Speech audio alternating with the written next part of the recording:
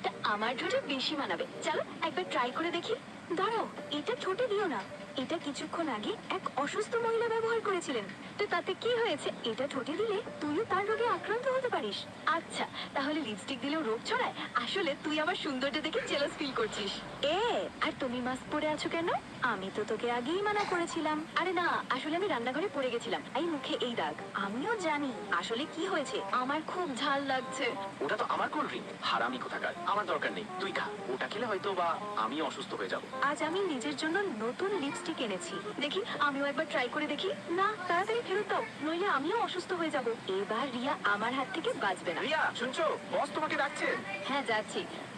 ও জুসটা এখন খেয়ে নি, ও অসুস্থ হয়ে যাবে। বস আমাকে এত কাজ কেন দেন? আরে আমার জুসে লিপস্টিকের দাগ কেন? এটি নিশ্চিত ওরই কাজ। এবার আমি তোমাকে এমন শিক্ষা দিব তোমার আজীবন মনে থাকবে। রাইসা, আমি না নিজের জন্য মিষ্টি অর্ডার করেছি, কিছুক্ষণের মধ্যে চলে আসবে।